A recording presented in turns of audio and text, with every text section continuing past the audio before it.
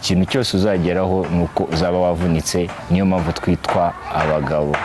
Ijambo abagabo rero ujye urikomeraho, wumve ko umugabo ari wa muntu ukora cyane kugira ngo agere kure, kuko abantu bose baba bamureba.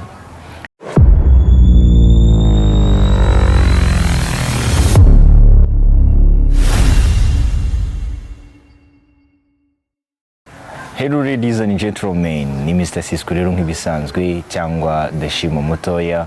Ayo mazina yose nayanjye wanyita uko ubishaka. Uyu munsi rero nagarukanye imyuka myinshi nk'umusore wanyu. Mbere na mbere rero njya nkunda kubabwira ko muri abantu badasanzwe, niyo mpamvu bakunda bidasanzwe. Guys, rero ndagushimira gukurikirana ibiganiro byacu umunsi ku wundi tujyana ducishaho, yaba amagambo ahindura ubuzima ndetse n'ibiganiro bigiye bitandukanye. Ni Mr. Sisco rero nk'ibisanzwe. Mbere yuko dutangira buri gihe rero mbaza kubabwira ngo tubanze turebe ino video, tubanze tuyivugeho byinshi. Uyu munsi nibasiye abasore muri rusange cyangwa icyo bita abatipe. Guys, reka tubanze turebe ino video, ubundi tubanze turebe ese twayigiraho iki.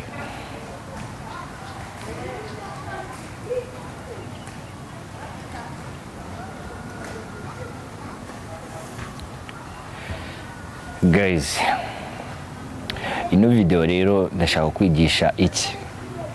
Ino video impamvu nayizanye, ndashaka ko umenya byinshi. Umuntu w'umusore cyangwa umuntu w'umugabo, njya nkunda kuvuga ko twaremewe kuvunika. Muri makeya rero nta bintu uzigera ubona byoroshye, niyo mpamvu ugomba gukora cyane kugira ngo ubigereho. Ntabwo uzigera urya utavunitse. Rero ikintu cyo kubwira, niba utekereza yuko hari ibintu uzabona byoroshye, uribeshya nshuti yanjye. Hari abantu bajya batekereza ugasanga bavuga ngo iwacu turi abakire, iwacu dufite buri kimwe cyose, nkagira icyo nyenera, bazanshingira business, bazankorera iki, bampa igishoro, ibintu nk'ibyo bigiye bitandukanye. Ariko byo banze utekereze neza, kuko niyo bashobora kuba babiguha, ntago wowe ubwawe niwe uzagena igihe bizamarira. Kuko bashaka kubiguha igihe gitoya, ariko kubera ko utazi kubimanaginga, ugasanga bibaye ikibazo gikomeye cyane. Guys, rero tujye dutekereza biri smart, twakitinge biri smart. Rero ndacyakubwira rero umusore wanjye,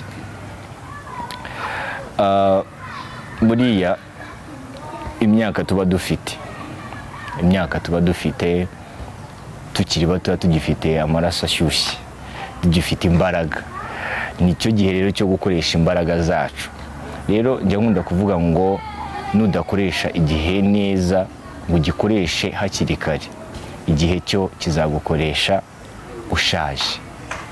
Rero ujye utekereza biri smart, ukora ibintu neza biri smart. Aka ni akazi k'aba bantu rero bakoraga bikorera ibintu by'imizigo.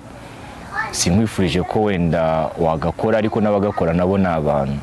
So rero icyo nashaka kukugaragariza nuko ikintu cyose uzageraho nuko uzaba wavunitse. Niyo mpamvu twitwa abagabo.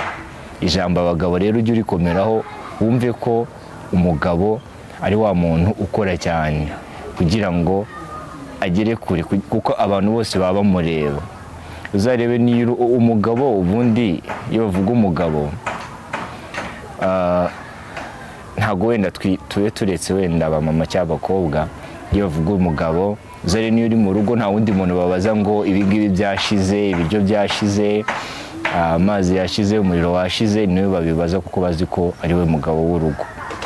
So icyo nshaka kubwira rero, uri umusore cyangwa urubyiruko rugiye rutandukanye, ndakugira inama yo gukora cyane. Wiyumvemo ko ikintu cyose uzabona hari ikintu ugomba gutanga. Ugomba gutanga ubwenge bwawe, ugomba gutanga imbaraga zawe kugira ngo ukigereho. Nta kintu uzigera rero ugeraho utavunitse. Jya utekereza biri smart rero, wakitinge biri smart, kuko abagabo muri rusange twavukiye nyine kuvunika cyangwa kubabara. Rero ntuzigere wigira umunebwe. Umugabo ahora ari umugabo, yabishyizemo ubwenge n'umuhate wo gukora cyane kugira ngo abashe kuba yagera kure. Guys, rero ino video rero nayizanye kugira ngo ntera abantu courage. Buri muntu wese ukora akazi akariko kose, ndamubwira ngo courage kabisa, respect for your job, ni iby'ingenzi cyane kandi nawe uzagera kure, komeza ugende ukore cyane kandi icyo wifuza cyose uzakigeraho. Guys, ndagushimira rero gukurikirana ibiganiro byacu umunsi ku wundi. Ni Mr Sisqo nk'ibisanzwe cyangwa Dashim mutoya. Ubutaha tuzagaruka n'indi video ubundi tuyivugeho byinshi bigiye bitandukanye. Njya nkunda kubabwira rero ko muri abantu badasanzwe, ariyo mpamvu bakunda bidasanzwe. Ni Mr Sisqo rero ndabakunda cyane.